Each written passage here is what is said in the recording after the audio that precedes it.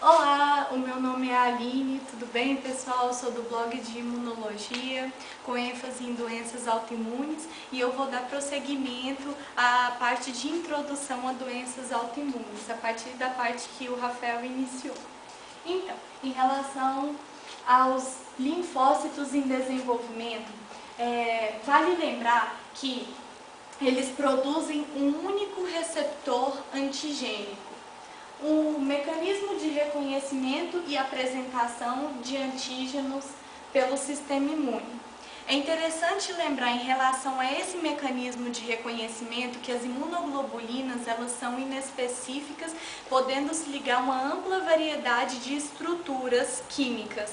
Já os receptores de células T, CD4 e CD8 são especializados no reconhecimento de antígenos endógenos, como por exemplo fragmentos peptídicos ligados a moléculas do complexo de histocompatibilidade principal, que é o MHC, que tem de dois tipos, ou classes, que é a nomenclatura mais usual, que são 1 e 2. Em relação aos linfócitos B e T, eu tenho 4 observações para vocês. Em primeiro lugar, que os linfócitos B, eles são especializados em reconhecer antígenos de superfície, nos patógenos que vivem fora das células hospedeiras. Eles se diferenciam em células plasmáticas efetoras e secretam anticorpos para esses alvos patogênicos. Já as células T, elas lidam com patógenos que entram nas células hospedeiras e devem auxiliar na ativação das células B. O desenvolvimento esses são as duas primeiras observações. Vamos lá para a terceira observação.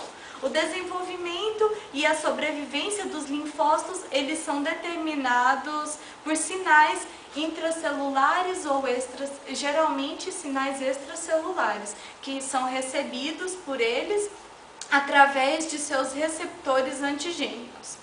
Os linfócitos, eles encontram e respondem ao antígenos nos órgãos linfóides periféricos, os quais foram anteriormente referidos pelo Rafael, e eles são ativados por antígenos. Os linfócitos, eles proliferam, gerando células efetoras e células de memória imunológica. Essa também já foi elucidada anteriormente.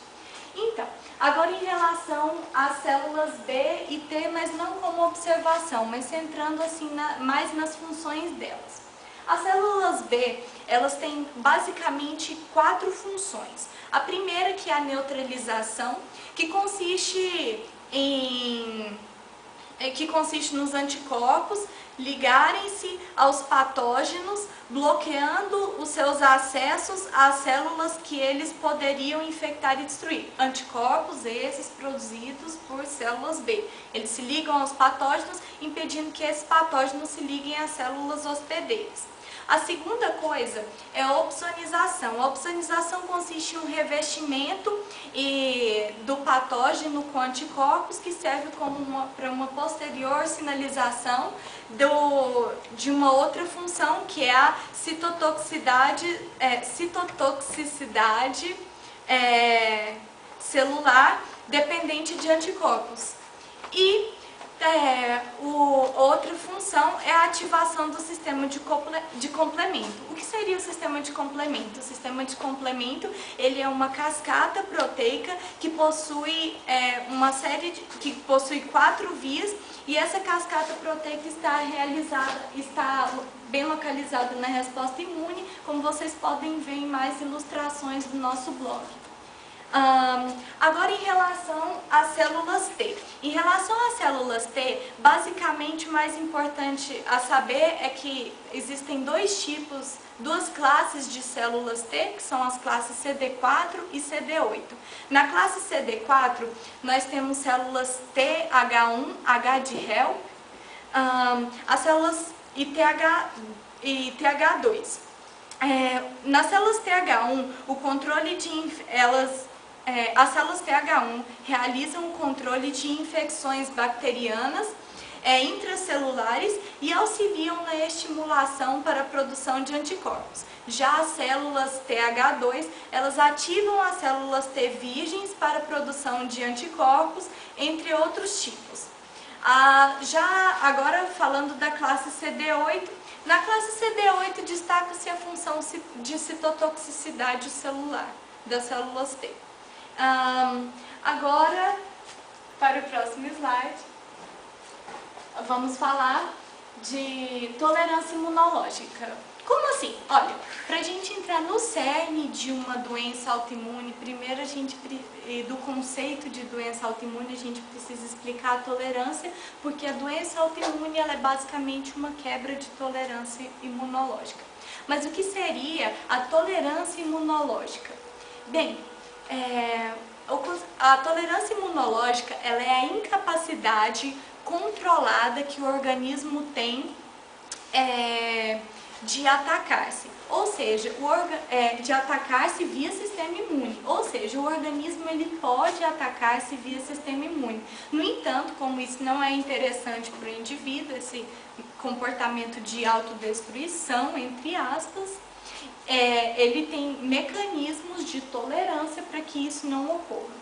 A tolerância ela pode ser central ou ela pode ser periférica. A tolerância central ela ocorre no timo e a tolerância periférica ocorre nos tecidos e linfonodos.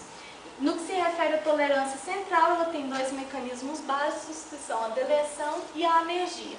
A deleção é de células T com potencial de reagir contra antígenos próprios, ou seja, células T autorreativas, e a anergia de células que sobrevivem e se tornam não responsivas, ou seja, células que poderiam ser nocivas, mas por algum motivo elas se tornam não responsivas. Esse mecanismo é o mecanismo de anergia. Por exemplo, não tem aquele seu amigo de potencial altamente destrutivo, ele pode fazer alguma coisa, no entanto, ele resolve não se rebelar dentro daquele núcleo e ele se torna um ser anérgico. No que se refere à tolerância periférica, pessoal, nós temos basicamente esses mecanismos de atuação, que são a morte celular induzida por ativação e a posterior deleção. Nós temos a anergia, nós temos o fato de antígenos próprios não serem apresentados na periferia como um mecanismo para obter tolerância por meio do não reconhecimento. Nós temos a restrição da expressão ao compartimento intracelular ou a um tecido particular, de tal modo que não seja disponível para apresentação. E, assim, se tudo isso aqui der errado, ainda assim, nós podemos recorrer a esse mecanismo aqui, que é a vigia imunológica, que ela está disponível na fórmula de células T reguladoras, TREG, e caso falhe caso tenha alguma outra falha nesse sistema de tolerância imunológica. Então, mudando o slide, nós vamos falar agora da definição de uma doença autoimune.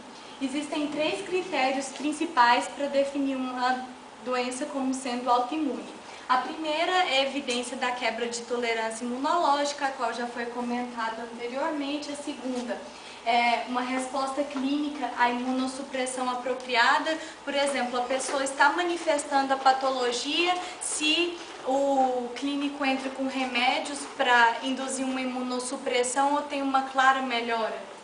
É um desses exemplos. E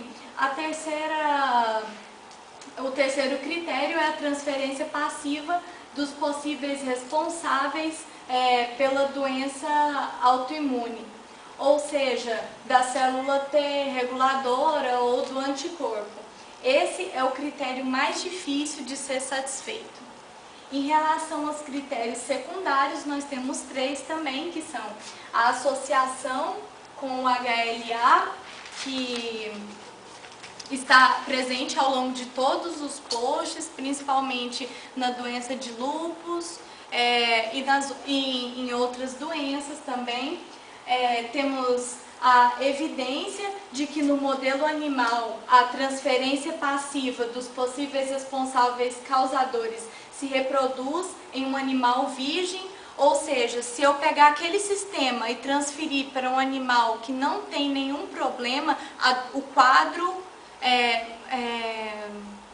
a doença vai se instalar. E o outro fator é um modelo animal que se assemelhe à condição humana e do qual a perda semelhante da tolerância imunológica de modo a desencadear a mesma patologia.